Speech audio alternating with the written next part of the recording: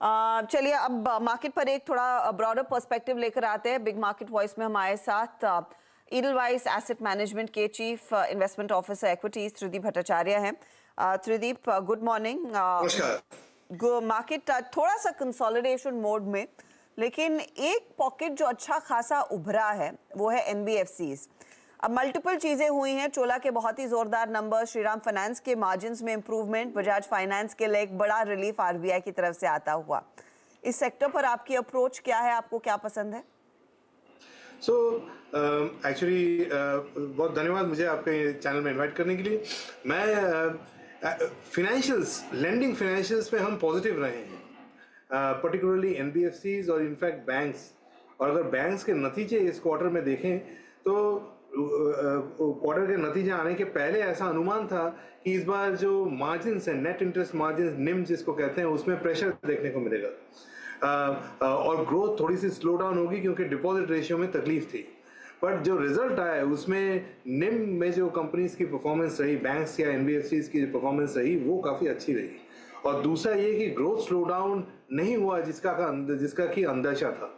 तो इन दोनों को मिला जुला के जो सेक्टर काफ़ी समय से अंडर परफॉर्म कर रहा था, उसमें एक रिलीफ रैली कह लीजिए या एक रैली देखने को मिला। We actually benefited from that. Some of the leading NBFCs में हमारी होल्डिंग्स रही हैं, तो उसका हमको फ़ायदा होता रहा है। रेगुलेटरी जो प्रेशर है, आई थिंक वो जाने वाला नहीं है। मेन चीज़ ये है कि जो इंटरेस्ट रेट्स है वो पहले जो घटने वाले थे वो अभी उतने ज़्यादा घटेंगे नहीं। तो अगर इस ऐसे माहौल में उन एनबीएफसीज या उन फाइनेंशियल इंस्टीट्यूशंस का भला होगा जिनके की रेटिंग प्रोफाइल बेहतर हो, और वही पिछले कुछ नतीजों में देखने को मिला है। तो हमारे पोर्टफोलियोज में उसका बेनिफिट देखने को भी आया है, लेकिन आगे भी ये चलता रहे। ओके, तो ये एक पॉकेट है जहां पर शायद आगे अब और बढ़त देखने को मिल सकती है। दूसरा एक और पॉकेट जहां पर हमने स्ट्रेंथ देखी ऑन द बेसिस ऑफ बिक्री के आंकड़े, वो आपकी ऑटो कंपनियां थी, और खासतौर से टू व्हीलर साइड पर। त्रिदीप जी, अब क्या पोजीशनिंग और तेजी की बढ़ती हुई दिखाई देगी? टू व्हीलर्स के नंबर्स अच्छे आए हैं, लेकिन अभी भी वो ऐसी स्थिति हमने शायद ये ट्रैक्टर साइड पर नहीं देखने को मिली है।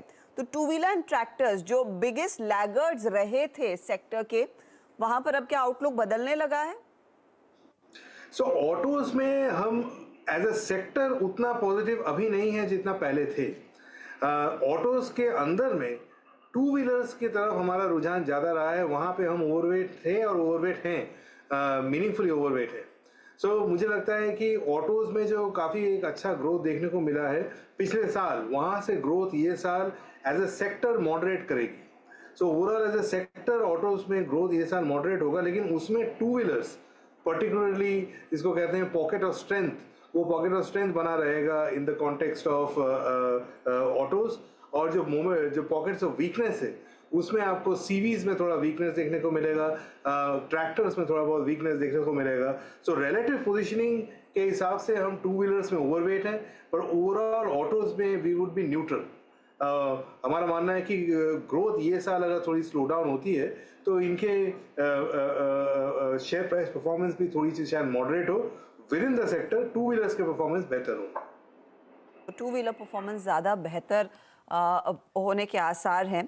अब इस समय आईटी कंपनियों को लेकर आपका क्या रुझान रहेगा त्रिदीप जी? क्योंकि नंबर्स में हमने एक चीज़ देखी है कि मिड कैप आईटी का परफॉर्मेंस ज़्यादा, थोड़ा सा बाय अ फ्रैक्शन और बाय अ विस्कर बेहतर रहा है दिग्गजों में। क्या मिड कैप आईटी पे ही ज़्यादा फंड्स का रुझान अभी भी है, या फिर ये बिग बॉयज बेलवेदर्स में भी एक अपॉर्चुनिटी आप लोग पकड़ रहे हैं? मेरा मानना ये है कि आईटी सेक्टर का जो अर्निंग्स है, जिसको हम अंग्रेजी में कहते हैं बाउंसिंग अराउंड द बॉटम, वो हो रहा है। ये अर्निंग्स का बॉटम आउट प्रोसेस होगा ये साल FY25 में। इसलिए कभी कभी जब शेयर्स बहुत ज़्यादा भाग जाते हैं फिर करेक्ट कर जाते हैं, बट नेट नेट जो पहले सिचुएशन थी उससे अर्निंग्स का जो सिनेरियो है वो ख़राब नहीं हो रहा है, वो वही है, but bouncing around the bottom है, इंप्रूवमेंट भी नहीं हो रहा है। और ये साल FY25 ऐसे ही चलने वाला है। As we get to the back end of the year, जब हम सेकेंड हाफ ऑफ FY25 में जाएं, जब हम अगले साल की तरफ रुख करना शुरू करें, उस समय एक रिकवरी देखने को मिल सकती है। सो अभी के लिए ये सेक्टर ऐसा है कि अगर बहुत ज़्यादा वीकनेस मिल जाता है तो हम कुछ उसमें शेयर्स उठा लेते हैं। थोड़ा सा weightage, if you ask me, over the last 6-9 month इस सेक्टर में हमारा बढ़ा है, बट ये अपॉर्चुनिस्टिक है। इसमें हम ऐसा नहीं कि हम आउट ऑफ द ब्लू बहुत तेजी में है, बट जहां जहां मौका, कभी कोई शेयर प्राइस ज़्यादा गिर जाने से होता है तो वो ले लेते हैं। तो बाइंग ऑन द डिप्स मेरे हिसाब से ये सेक्टर के लिए स्ट्रैटेजी जो है सही रहेगी, क्योंकि ये साल अर्निंग्स जो है बाउंसिंग अराउंड द बॉटम करते रहेंगे। अगले साल रिकवरी आने की उम्मीद है। कोई ऐसा सेक्टर जहां पर आप थोड़ा सा सतर्क हैं इस समय? मेरे ख्याल में मास कंजम्पशन जो है वहाँ पे हम लोग अंडरवेट हैं, हम लोग कॉशियस हैं, क्योंकि ओवरऑल अगर इंटरेस्ट रेट और इन्फ्लेशन का दारोमदार थोड़ा ऊपर की तरफ ज़्यादा रहेगा, ज़्यादा समय के लिए रहेगा, जो हमारा मानना है कि ऐसा होगा, तो ऐसे में जो स्टेपल कंजम्पशन है उसमें वॉल्यूम ग्रोथ आने के लिए थोड़ी बहुत दिक्कत आ सकती है। तो एक वो जगह है जहाँ पे हम लोग थोड़ा सा केयरफुल है। दूसरा, रेगुलेटेड यूटिलिटीज एक और एरिया है जहाँ पे हम लोग थोड़ा केयरफुल है, अंडरवेट है ओवरऑल। तो ये अगर आप पूरे सेक्टर्स में देखें, स्टेपल्स, कंज्यूमर स्टेपल्स और रेगुलेटेड यूटिलिटीज, ये दो जगह जो हम लोग अच्छे खासे एक्चुअली केयरफुल है।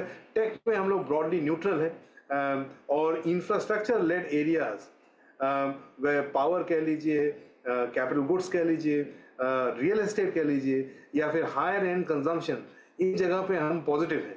हमें लगता है कि अगले 3 से 5 साल में यहाँ एक अच्छा अर्निंग्स किकर देखने को मिलेगा। इसका एक ही अजम्पशन है कि जो प्रेजेंट पॉलिसी एनवायरनमेंट है वो स्टेबल रहे। वो अगर चेंज होगा तो रीवैल्यूएट करना पड़ेगा सिचुएशन, पर अभी के डेट में तो ऐसा लगता है। तो और वो पॉलिसी एनवायरनमेंट चेंज होने के तो आसार बहुत ही कम हैं। सो यही सेक्टर्स इंफ्रास्ट्रक्चर वाले आउट परफॉर्म करेंगे। बहुत बहुत शुक्रिया त्रिदीप हमारे लिए समय निकालने के लिए। It's been a pleasure talking to you. अच्छा, इस बीच बाजार का हाल आपकी स्क्रीन पर लेकर